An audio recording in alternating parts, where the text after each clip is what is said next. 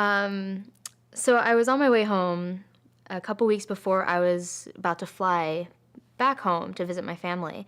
My mother called me and she said, "Molly, you will not believe what your cousin is wearing on Facebook and how she's posting and posing and all these different things." And I said, "What are you talking about?" And she says, "You need to go on there right now and look." So I was able to. I went on there and I looked, and yes, they were. She was in low-rise jeans and she had a crop top on that was not much above her belly button, nonetheless revealing the entire midriff. And she was posing with her other friends, like super, like hand up and everything like that. Kind of what you would expect a typical 16-year-old girl to be doing and to be wearing. And so I call my mom and I say, "I know, I saw what she was wearing, and I agree she should not have been wearing that."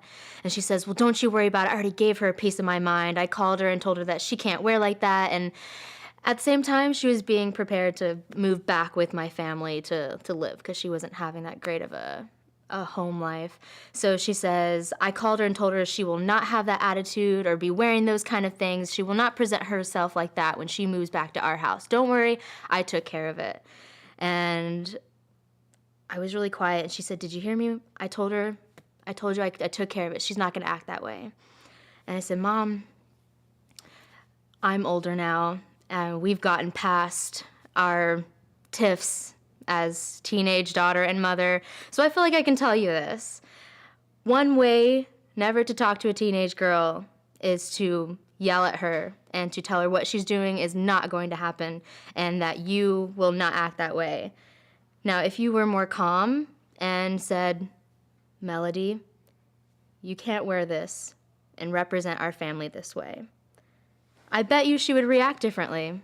And I bet you she would maybe not change her mind at that point, but you're opening her mind to accepting that, not being that person that is coming over and yelling at her and being so hard on her."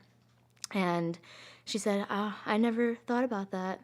And I said, "Well, maybe you should try it next time." And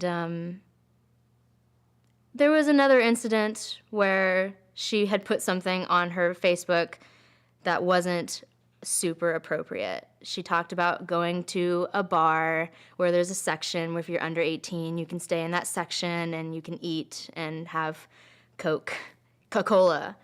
And my mom, she said she wrote back on there and said, "Melody, you're better than this, and the things that people are doing in those bars, regardless of the age restrictions, is not going to benefit you in the future. And you should think about how you want yourself to be seen by more people, not just what you want to do in this particular time." And maybe she didn't respond too well to it. She didn't really care too much, but I think it was a good step in the right direction. And the way she approached it I think was a lot more beneficial.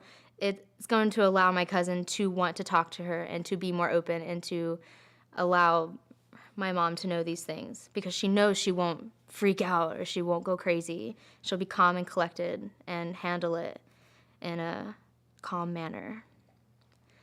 So we'll see how the future holds, but so far it's a nice stepping stone. Do you know what he asked me? No, you don't. I really don't even know what he asked me. Well, we ran into each other at the grocery store. I hadn't seen him in like 10 years, and man, he was looking pretty fine. I wasn't going to argue with that, so I figured, why not? I'm really not tied too tight to anyone in general, so I go over to his house. It was pretty late, probably like around 9:30, and he had people there.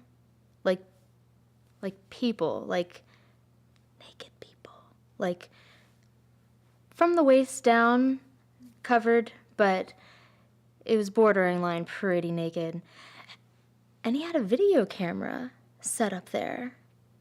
And it wasn't facing anything. It was just like facing out the window. I didn't even want to check to see what it was facing at. But nonetheless, he had a video camera there.